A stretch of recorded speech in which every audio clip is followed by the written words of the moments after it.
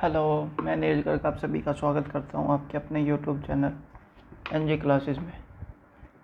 हम बच्चे last video में पढ़ रहे थे कैलेंडर। आज कैलेंडर का बच्चे पार्ट नेक्स्ट इसको डिस्कस करते हैं बच्चे जैसे हमने कल लास्ट क्लासेस में पढ़ लिया था फर्स्ट में, जहाँ पर हमारा मंथ और डेट सेम होती है बट ईयर अलग अलग होता है। सेकंड टाइप में हमने पढ़ा था मंथ और डेट अलग होती है बट ईयर सेम होता है। थर्ड टाइप भी अपने पढ़ ली थी जिसके अंदर मंथ, ईयर और डेट तीनों अलग अलग होते हैं। अब बच्चे बात आती है इंडिविजुअल की। इंडिविजुअल कैसे? जैसे वो आपको कहेगा,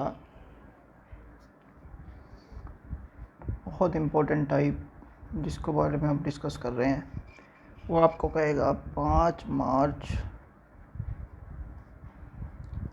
2010 को कौन सा दिन पड़ता है। इस तरीके के क्वेश्चन आपके पास बहुत बार देखने को मिलेंगे। जैसे 15 अगस्त 1947 को क्या बार पड़ता है। तो ये क्वेश्चन अपन डिस्कस कर रहे हैं, ध्यान से सुनना। 5 मार्च 2010। इसके लिए बच्चे जैसे आपको कोड याद करवाए जाते हैं 144 0 36 0 25 146, काफ़ी तरीके हैं करने के, लेकिन हम इन सभी क्वेश्चन को विदाउट कोड याद करेंगे। बच्चे लास्ट क्लास में हमने 5310 के बारे में बात की थी। 5310 100 साल में ओडेज 5, 200 में 3, 300 में 1, 400 में 0। ठीक है, तो आपको बच्चे इसमें कुछ नहीं करना, आपको सिंपल इसमें यही करना है। ये जो 2010 है इसको सबसे पहले काउंट करना है। काउंट कैसे करना है? 2010 तो अपन मार्च वाली डेट में ले लेंगे, तो इससे पीछे हमारे पास कितने साल बचते हैं? 2009 तक बचते हैं। तो उसमें 2000 तो होगी हमारे पास एक सेंचुरी, और 9 साल हो गए एक। ठीक है, तो भाई 2000 के अंदर हमारे पास और डिजिट 0 हो गए, यस और नो? 9 सालों के अंदर 9 तो साल हो ही गए, और लीप ईयर हमारे पास एक तो 4 हो गया, एक हो गया बच्चे 8। तो ये कितना हो गया बच्चे? 9 और 2 11। 11 को डिवाइड कर देंगे बच्चे 4 से, तो मेरे पास 7 से, तो मेरे पास ओड डेज आ गए बच्चे कितने? 4। ये बात आपको अच्छे से समझ आनी चाहिए। ठीक है सर, समझ आ गई। अब बच्चे कुछ नहीं, 2010 के मार्च तक के दिन काउंट करने हैं। देखो, जनवरी, फरवरी और मार्च। ध्यान से सुनना। जनवरी के दिन आपको पता है 31 होते हैं, लेकिन अपने को तो ओड डेज देखने हैं। तो ओड डेज कितने हो गए? 7 चौक 28 3। फरवरी में बच्चे यहाँ पे 2010 जो है वो लीप ईयर नहीं है, तो 28 होते हैं, 7 चौक 28। मार्च में यहाँ पे डेट कौन सी है? 5, तो 5 दिन यहाँ पे ले लेंगे। 5 और 3 8। 8 को यदि 7 से डिवाइड कर देंगे बच्चे कितना आएगा? 1। तो 4 दिन ये, 1 दिन ये, टोटल दिन कितने हो गए? 5। तो लास्ट क्लास में हमने बोला था मंडे को 1, ट्यूसडे को 2, वेडनेसडे को 3, थर्सडे को 4 और फ्राइडे को क्या बोलेंगे? 5। और ये 5 आया तो आंसर हम क्या कह देंगे बच्चे? फ्राइडे। तो बच्चे इसके लिए आपको कुछ भी करने की ज़रूरत नहीं है, ना कोड याद करना, ना कुछ याद करना, कुछ नहीं। बड़ी सिंपल तरीके से बच्चे आंसर निकाल लेंगे। बच्चा अगर आपको अभी भी समझ नहीं आया ना, आप एग्जांपल देते हैं ताकि आपको अच्छे से समझ आ जाए। जैसे सेकंड क्वेश्चन मैंने आपको बोला 16 सितंबर 2019 है। इस दिन आपसे पूछ लेता है बताओ इस दिन क्या डे पड़ेगा। आपको बच्चे बड़ा सिंपल है। देखो, अब बच्चे आप थोड़ी स्पीड मेंटेन करेंगे। 2019 तो यहाँ काउंट कर लेंगे, तो 2018 तक गिनेंगे। 2018 में 2000 में लीप और डेज हमने बोला 5310 के हिसाब से 0। 18 दिन तो as it is leap year. सबसे पहला लीप ईयर क्या गिनेंगे बच्चे? सबसे पहला लीप ईयर आप गिन लो 4, 8, 12, 16। तो बच्चे देखो 7 दूनी 14, ओड डेज कितना आ गया? 4, 5, 6, 7। तो दिन कितना बचा? 1। यस और नो?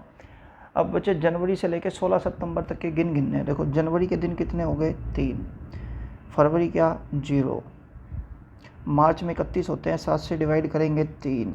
अप्रैल में 2, मई में 3, जून में 2, जुलाई में 3, अगस्त में 3, सितंबर में 16 है। 7 दूनी 14 करोगे तो कितना आएगा? Odd days 2।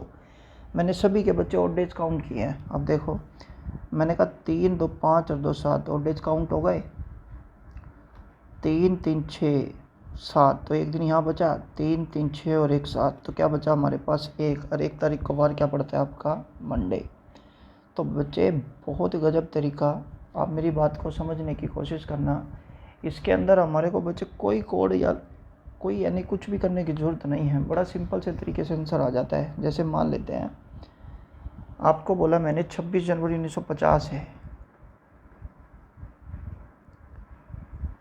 इस दिन आपको बच्चे सिंपल सा है कि वार क्या पड़ता है, आपको ये काउंट करना है। तो मेरी बात सुनना, 1900 देखो वही है, 1900 के लिए बच्चे ऑड डेज हमारे पास कितने आ जाएंगे, 1, यस और नो, 1।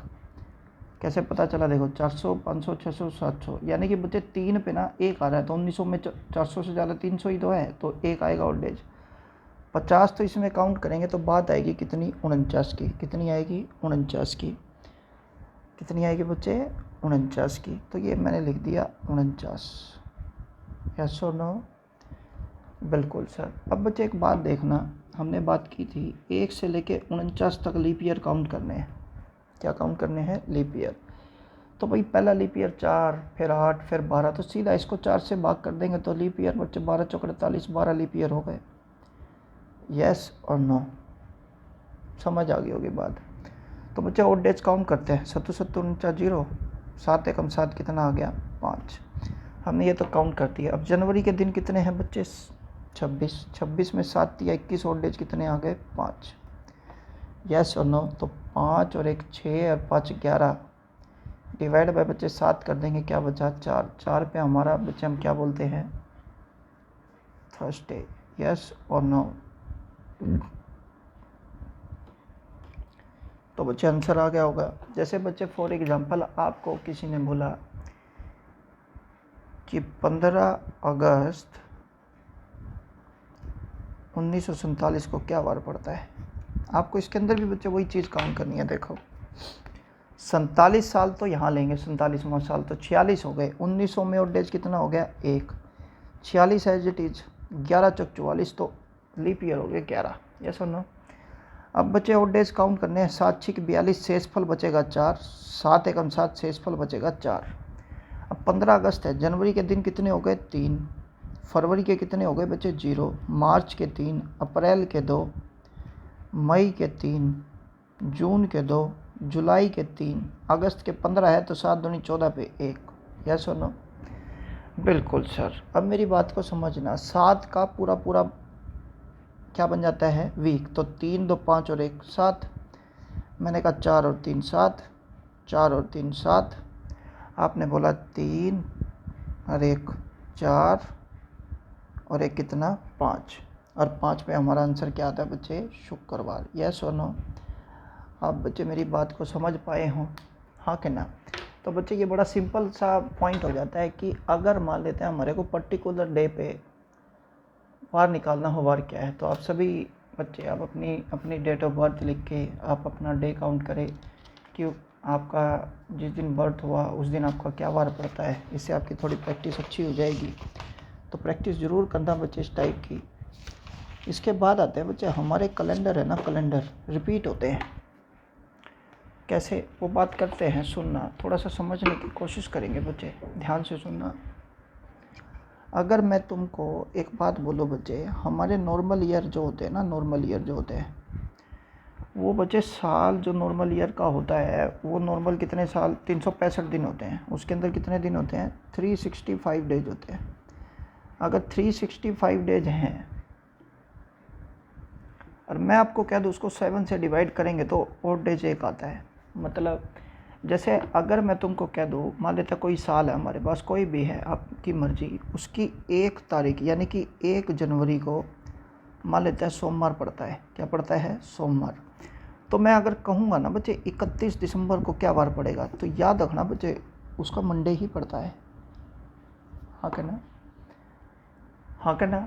पहला लास्ट अंतिम दिन साल का क्या होता है, सेम। मतलब नेक्स्ट ईयर जब नेक्स्ट ईयर में हम जब जाएंगे ना तब 1 प्लस हो जाएगा। मतलब 1 जनवरी को मंडे था ना, तो अगले साल की 1 जनवरी को वार क्या पड़ेगा, ट्यूसडे। कब, जब हमारा नॉर्मल ईयर होता है, क्योंकि इसमें और डेज 1 होता है, हाँ कहना। तो 31 दिसंबर साल का पहला लास्ट दिन क्या होता है बच्चे, सेम। लेकिन दिन क्या हो, नॉर्मल, जिसमें 365 दिन यानी कि साधारण वर्ष हो। हाँ कहना। लेकिन अगर मान लेते हैं बच्चे 366 डेज होते हैं तो डिवाइड बाय 7 करते हैं तो हमारे और डेज 2 आते हैं। मेरी बात को समझना। तो यहाँ पर जब लीप ईयर होगा ना, जैसे फॉर एग्जांपल कोई लीप ईयर है, उसकी पहली तारीख को लेट्स से फॉर एग्जांपल सोमवार था, तो 31 दिसंबर को सोमवार नहीं होगा, उससे नेक्स्ट डे यानी कि ट्यूसडे होता है। यस और नो? तो अगली 1 तारीख को यानी कि 1 जनवरी को ट्यूसडे से अगला दिन वेडनेसडे। तो कहने का मतलब क्या हुआ, जब हम लीप ईयर को क्रॉस करते हैं तो हमारे को कितना प्लस करना पड़ता है, 2, और नॉर्मल ईयर को बच्चे करते हैं तो कितना प्लस करता है, 1। ये बात आपको अच्छे से समझ आनी चाहिए। तो बच्चे जैसे क्या होता है, सिंपली वो आपसे एक बात पूछेगा, जैसे 1990 का कैलेंडर है, वो आपको इसमें वो कहेगा 1990 का जो कैलेंडर है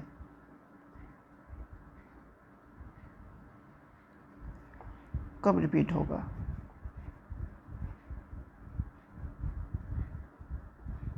ठीक है जी, समझने की कोशिश करना। तो हम कहते हैं भाई 1990 का कैलेंडर है, फिर 1991 आएगा, फिर 1992 आएगा, फिर 1993 आएगा, फिर 1994 आएगा, फिर 1995 आएगा, फिर 96, फिर 97, फिर 98, फिर 99, फिर 2000 और फिर 2001 आता है। ठीक है, आई थिंक सो समझ आता है कि 2001 तक मैंने इसको लिखा है। ठीक, अब बच्चे सोचो 1900 से 1991 में जाएंगे तो एक दिन प्लस हो जाएगा। मान लेते हैं यहाँ पे आपका सोमवार था, मान लेते हैं यहाँ सोमवार था, तो इस दिन क्या हो जाएगा, मंगलवार, फिर एक प्लस होगा तो यहाँ क्या हो जाएगा, बुधवार।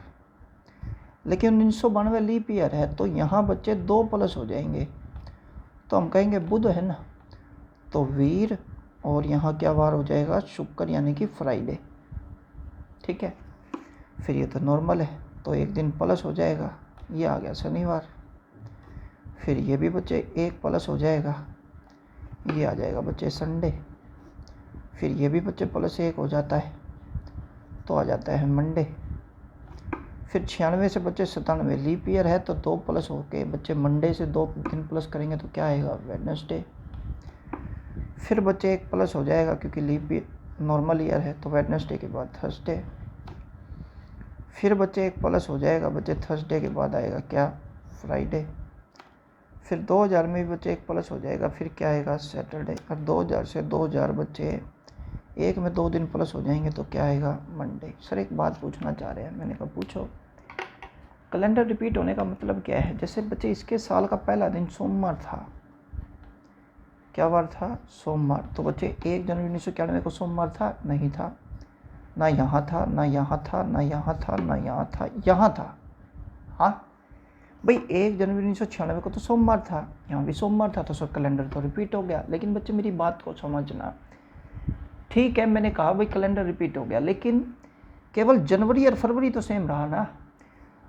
ये 96 है तो फरवरी में 29 दिन होते हैं क्योंकि लीप ईयर है, 1996 जो है वो लीप ईयर है। तो जैसे ही 29 तारीख क्रॉस करेगी ना बच्चे, दिन अलग अलग होने शुरू हो जाएंगे। यस और नो? बिल्कुल सर, ये बात आपकी समझ आती है। तो यहाँ से बच्चे एक बात का लॉजिक हमारे को समझ आना चाहिए कि अगर मेरा साधारण वर्ष है ना तो कभी भी लीप वर्ष मेरा कैलेंडर रिपीट नहीं करेगा। उसका कारण है भाई जनवरी फरवरी तो सेम हो सकते हैं लेकिन उसका मार्च कभी भी सेम नहीं होगा क्योंकि 29 तारीख एक्स्ट्रा दिन आएगा जिसकी वजह से बच्चे ये कभी भी रिपीट नहीं होगा। तो हमको तो बच्चे साधारण है तो साधारण ही देखना है। तो दोबारा से बच्चे पहली तारीख को सोमवार कब आया, 2001 में। तो कहने का मतलब क्या हुआ, 1990 का जो कैलेंडर है वो हमारा 2001 में रिपीट होगा। यस और नो? तो बच्चे यहाँ से ना आपके कई मेथड, कई चीज़ें बहुत अच्छे से आपको समझ आएगी, आप समझ लेना। तो मैंने आपसे पूछा भाई 1990 का जो कैलेंडर है वो कितने साल बाद रिपीट होता है। हर बच्चा एक कहेगा सर 11 साल बाद रिपीट होता है। बिल्कुल सही लॉजिक है। आप में से ऐसा कोई भी बच्चा नहीं होगा जो इनको ये समझ नहीं आया भाई 1990 से 2001 तक गैप तो 11 साल का है ना, तो मैंने 11 साल लिख दिया। ठीक है, आपको समझ आ गया होगा ये पॉइंट। अगर मैं बात करूं बच्चे ध्यान से। मैंने आपसे पूछा 1993 का कैलेंडर है, कब रिपीट होगा? बच्चा कहता है भाई 94 आएगा, 95 आएगा, 96 आएगा, 97 आएगा, 98 आएगा, फिर बच्चे 1999 आएगा। मान लेते हैं इस दिन सोमवार है, हाँ कि ना? तो बच्चे हमने फिर यहाँ से देखा 1994 में बच्चे एक दिन प्लस होगा, मंडे में ट्यूसडे होगा। फिर 95 में भी बच्चे क्या प्लस हो जाएगा, एक ट्यूसडे है तो वेडनेसडे हो जाएगा। फिर बच्चे थर्सडे हो जाएगा। ये 1 जनवरी है ना बच्चे, 1 जनवरी 1996, तो ये लीप ईयर अभी नहीं काउंट होगी। जैसे इसमें फरवरी आएगा तभी तो काउंट होगी। फरवरी आएगा 1996 के बाद, 1 जनवरी 1996 के बाद, तो यहाँ लीप ईयर है तो 2 दिन काउंट करेंगे बच्चे, थर्सडे में, फ्राइडे, सैटरडे। फिर 1 दिन प्लस होगा संडे, फिर अगला दिन प्लस होगा बच्चे, क्या आएगा, मंडे। तो सोच के देखो, ये भी मंडे हो गया और ये भी मंडे हो गया, तो दोनों सेम हुए कि नहीं सेम हुए? तो 1993 का कैलेंडर 1999 में रिपीट होता है, तो कहने का मतलब कितने साल बाद रिपीटिशन है? 6 साल बाद रिपीटिशन है, हाँ कि ना? आप सभी को समझ आती होगी बच्चे ये बात, हाँ कि ना? बिल्कुल सर। आगे बताएं। आगे बच्चे मेरी बात को समझने की कोशिश करना। ऐसे ही अगर मैं मान लेते हैं, आपको एक बात बोलता, क्या, जैसे मान लेते हैं आप इसी तरीके से अगर इसको फॉलो करेंगे, जैसे फॉर एग्जांपल मैंने आपको बोला 1996 का कैलेंडर है, कब? 1996 का कैलेंडर है, ये कब रिपीट होगा? तो बच्चे आप देखना, 96 के बाद आएगा 97, 98, 99, 100, फिर 2001, फिर 2, फिर 3, फिर 4, इस तरीके से चलता रहेगा। और ये बच्चे एट द एंड जाके आपका 28 साल बाद रिपीट हो जाएगा। कितने साल बाद? 28 साल बाद। मतलब 1996 का जो कैलेंडर है 2024 में रिपीट हो जाता है। यस और नो? आप सभी को समझ आती है बच्चे बात? तो लेकिन बच्चे फिर हम है ना केवल इतनी सी बात समझने की कोशिश करना चाहते हैं कि सर एग्ज़ाम में एकदम से कैसे करें। तो बच्चे मैं आपको कहूँगा, आपके पास जैसे कोई भी साल हो, जैसे मान लेते हैं ये 1993 था, इसकी लास्ट की 2 डिजिट को 4 से डिवाइड करेंगे तो 23 चौके 92। शेषफल जो है ना, आपको शेषफल देखना है। शेषफल है ना, 4 से भाग करेंगे तो 3 ही बचेंगे, या तो 0 बचेगा, या 1 बचेगा, या 2 बचेगा, या फिर 3 बचेगा। 4 तो बच नहीं सकता। 0 बचे तो बच्चे 28 साल बाद रिपीट होगा कैलेंडर। कितने साल बाद? 28। अगर 1 बचे तो 6 साल बाद रिपीट होगा। 2 बचे या फिर 3 बचे तो आंसर बचे 11 साल बाद रिपीट होंगे। यस और नो? लेकिन इसके लिए एक बात याद रखना, अगर लीप वर्ष है तो कैलेंडर लीप वर्ष ही होना चाहिए। अगर साधारण वर्ष है तो कैलेंडर साधारण ही होना चाहिए, तभी कैलेंडर होंगे रिपीट, नहीं तो कैलेंडर रिपीट है नहीं होने वाले। ये बात आपको समझ आनी चाहिए बहुत अच्छे से। लेकिन बच्चे अब पता है दिक्कत क्या आती है, कुछ और कंसेप्ट भी हैं। ठीक है सर, 28, 6 और 11 साल हमको समझ आते हैं। भाई देखो 1993 था, 4 से भाग करेंगे 23 चौक 92, एक रिमाइंडर आएगा तो 6 प्लस करेंगे तो 1999 में रिपीट हो जाएगा। ऐसा नो? इससे पहले वाला एग्जाम्पल देखें बच्चे आप, आपने बोला 1990 का कैलेंडर है, अगर मैं इसको 4 से डिवाइड करूँगा 22 चौक 88, 2 रिमाइंडर बचेगा। 2 और 3 के केस में 11 साल बाद रिपीट होगा, तो 11 साल प्लस करेंगे तो आंसर कितना आ जाएगा बच्चे? 2001 में रिपीट होगा। यस और नो? Yes sir. अब बच्चे मेरी बात को अच्छे से समझने की कोशिश करना। ये बात आप सभी को समझ आ जाती है कि हमारे को हमारा आंसर किस तरीके से देना है।